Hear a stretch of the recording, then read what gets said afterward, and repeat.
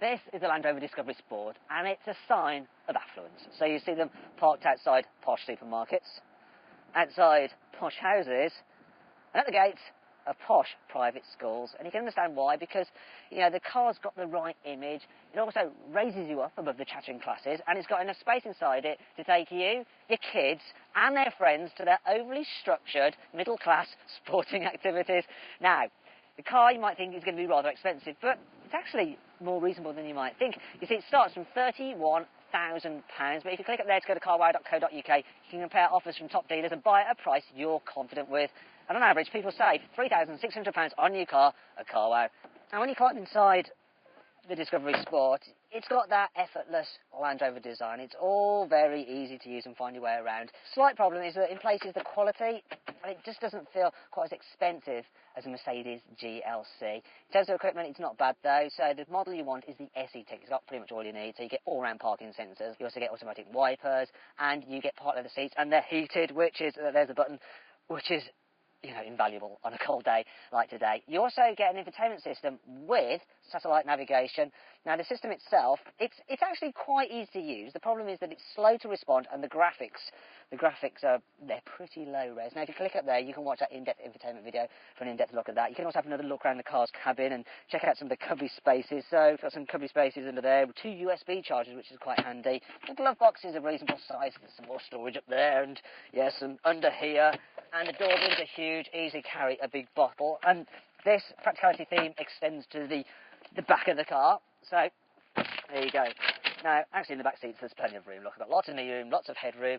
I can slide. I can recline the chairs. The middle seat, well, it's a little bit firmer, but there's still plenty of room in it. You can carry 3 people in the middle row of this car at once. It's not too bad, and it's helped by the fact that you don't have too much of a big hump in the floor. If you want to, you can slide. Well, sorry, not slide. You can fold down the centre seat to carry longer items. There is the option of using the armrest or popping this out using a cubby space. It's all very practical. Down here, you have a USB charger, There's also a 12-volt socket, so everyone can charge their mobile devices. Big news, though, on this car, of course, is the fact that it is, there you go, it's a 7-seater. So I'll just hop into the back. Not too hard to get into the back. Better move this out of the way so you can see what the heck is going on. So, if I pull this seat back all the way, yes, there's not much knee room, but if I move it a little bit forward, I'm fine for knee room. What's not so good is headroom. Really, it's only for children back here or for adults for very short journeys, especially as the fact that, look, I'm sitting quite low down with my knees quite high. Feels like I'm doing some kind of yoga pose. There are some useful features back here. You can control the ventilation system, get some cup holders, and there's also over here a 12-volt socket. Think about this car though. Well, you can carry 7 people in it. You can't carry 7 people and their luggage at the same time. And I'll show you why, because look, so the Discovery Sport does have a decent sized boot. Actually, the SE Tech comes as standard with the automated tailgate. Now look, so this is the boot space. Yeah, there's not much of it, is there? So you do have to fold these down if you want to carry some proper luggage. But like I said, these seats are occasional. And then once you have folded it down, look at that. There is loads of room. There's no load lip to lift stuff over. You can just slide items straight in. You get some useful tether points there. That's available with the car, which is, once again, handy. And check this out. If I want to lower these seats, I can do it electronically. The only thing is I will have to walk around to fold them completely flat. There we go. And once folded down, as you can see, you've got an absolutely cavernous load area there. This is one practical car, and you can see for yourself by clicking up there to watch our individual practicality video. You see exactly how much stuff we could squeeze into this car's boot, how easy it is to fit a child seat in the back, and exactly what it's like with 3 adults in the middle row. So, the Discovery Sport is very practical, but what's it like to drive? You can only get the Land Rover Discovery Sport with one 2-litre diesel engine, but you can get it in 2 power outputs. So the one to go for is the one in this car. It's the higher power version with 180 horsepower, and it is quick enough when you put your foot down. Now, Land Rover says it should be able to do 53 miles per gallon, but I'm getting 37. It's all right. Now, what's also all right is the manual gearbox you get a standard with this car, but I reckon you should pay extra and upgrade to the 9-speed automatic because it really suits this car very well. Now, one of the things I really like about the Discovery Sport is that you just seem to sit higher than you do in rival SUVs, say like a Mercedes GLC. And that means you do really feel like you're commanding the road, and it helps when navigating this big car through town. The only disappointment I have really with the visibility is the thick rear pillars, and well, the rear window is quite small, and if you click up there you can see for yourself by joining me for a 360-degree passenger ride video.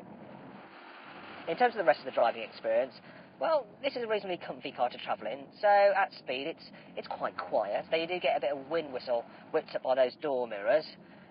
One thing that is a bit surprising is that the suspension feels a bit firm and fidgety at town speeds, but the faster you go, the better it gets, though that's no excuse for speeding outside of a school. Then there's the handling, which, well, it's very 4x4-y, so you turn the wheel a bit, nothing happens, then you turn it a lot, and all of a sudden it's kind of like rolling and dipping into the corners, but it still grips and holds the road as well as you need this kind of car to. And anyway, you know, you don't want to make all your passengers sick, but there is something else, and that's if you're faced with a roadblock like this, you can suddenly take a detour, go round it, by going off-road, because this is a proper 4x4, and yeah, if you want a car to go off-road regularly, this is a great choice, because it's not just some pretend 4x4, it's a proper 4x4, and it's got all the features you need to make it easy to drive off-road as well. So I've got hill descent control, so here's a hill, it's a bit slippery this slope, and it's just going to gently take me down the hill. There we go. Under control, just as the name suggests. However, not everything about the Discovery Sport is good. Here's 5 annoying things about it.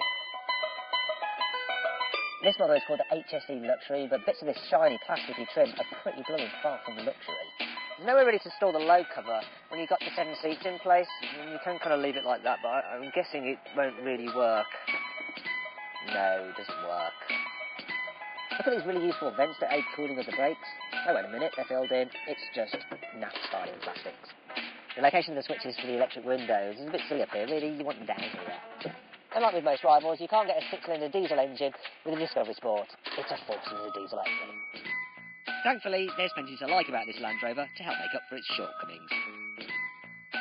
Thanks to the dual-view screen, while the driver is looking at the sat-nav, the passenger can watch television. There's heater elements on these rear quarter lights, so you don't need to scrape them to get them defrosted on a cold morning. Underneath here, you've got a couple of cup holders, and this one's removable. It has a secret hidey hole where you can store your Waitrose party sausages. You even get curtain airbags all the way back here to the 3rd row seats. The Discovery Sport has a special pedestrian airbag built into the bonnet, just under here.